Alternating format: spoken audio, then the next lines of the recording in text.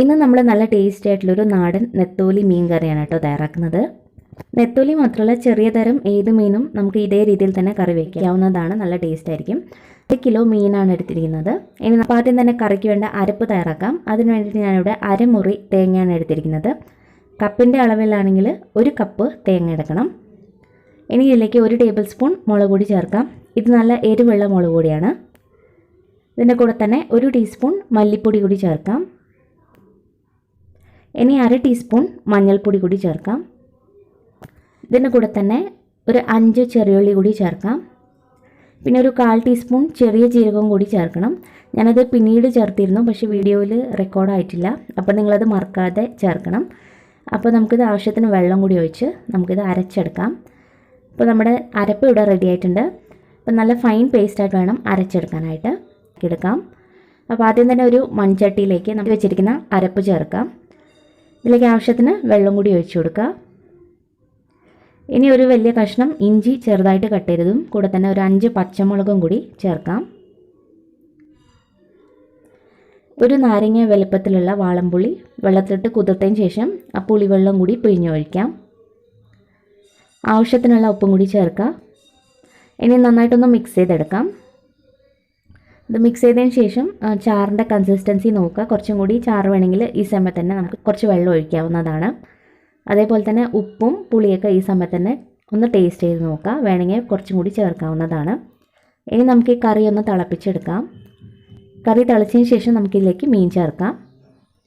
ഇപ്പോൾ കറി ഒന്ന് തിളച്ച് തുടങ്ങിയിട്ടുണ്ട്. നമുക്ക് മീനും ചേർത്ത് കൊടുക്കാം. ഇതിലേക്ക് കുറച്ച് കറിവേപ്പിലയും കൂടി ചേർക്കാം. ഇനി ഇതൊന്ന് തിളക്കട്ടെ. മീൻ ചേർത്ത് ഒറ്റ പ്രാവശ്യം മാത്രം സ്പൂണിട്ടൊന്ന് മിക്സ് ചെയ്തെടുത്താൽ മതി. അതിന് ശേഷം സ്പൂണിട്ട് ഇളക്കിയാൽ പെട്ടെന്ന് തന്നെ മീനൊക്കെ പൊടിഞ്ഞു പോകും. അപ്പോൾ ഇതൊന്ന് തിളക്കട്ടെ. തിളച്ചതിന് ശേഷം നമുക്കിതിലേക്ക് തക്കാളി കൂടി ആഡ് ചെയ്യണം.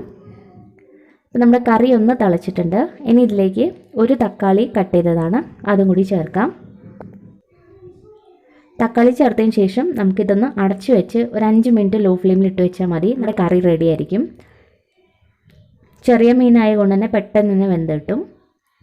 അപ്പോൾ നമ്മുടെ കറി ഇവിടെ റെഡി ആയിട്ടുണ്ട്. ഒരു 5 മിനിറ്റ് മാത്രം വെച്ചാൽ മതി. ഇനി നമുക്കിതിലേക്ക് തളിച്ച് ചേർക്കാം. തളിക്കാൻ വേണ്ടിയിട്ട് ഒരു പാനിലേക്ക് 1 ടീസ്പൂൺ വെളിച്ചെണ്ണ ഒഴിച്ചിട്ടുണ്ട്. ഇതിലേക്ക് 1/4 ടീസ്പൂൺ ഉലുവ ചേർക്കാം. ഉലുവന്ന് മൂത്തതിന് ശേഷം ഇതിലേക്ക് 5 ചെറിയ ഉള്ളി സ്ലൈസ് ചെയ്തതാണ്, അതും കൂടി ചേർക്കാം. നമ്മൾ അവസാനം ഇതുപോലെ ഉള്ളി വഴറ്റി ചേർക്കുമ്പോൾ കറിക്ക് നല്ലൊരു ടേസ്റ്റ് കിട്ടും. ഇതിലേക്ക് ഒരല്പം കറിവേപ്പിലയും കൂടി ചേർക്കാം. വറ്റൽമുളക് വേണമെങ്കിൽ വറ്റൽമുളകും കൂടി ചേർക്കാം കേട്ടോ. ഞാനിപ്പോൾ ചേർക്കുന്നില്ല. അവസാനമായിട്ട് മുളക് പൊടി ചേർത്ത് കൊടുക്കും, മാത്രമേ ഉള്ളൂ.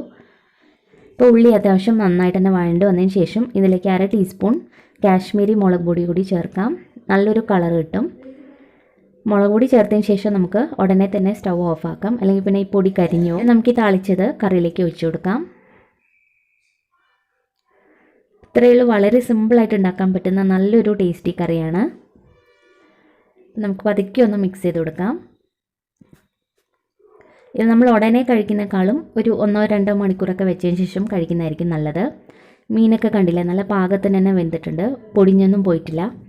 അപ്പോൾ ഈ രീതിയിൽ എന്തായാലും ഒന്ന് ട്രൈ ചെയ്ത് നോക്കുക. പലർക്കും അറിയാവുന്ന റെസിപ്പി ആയിരിക്കും. അറിയാത്തവരെന്തായാലും ഒന്ന് ട്രൈ ചെയ്തിട്ട് നിങ്ങളുടെ അഭിപ്രായങ്ങളൊക്കെ അറിയിക്കണം.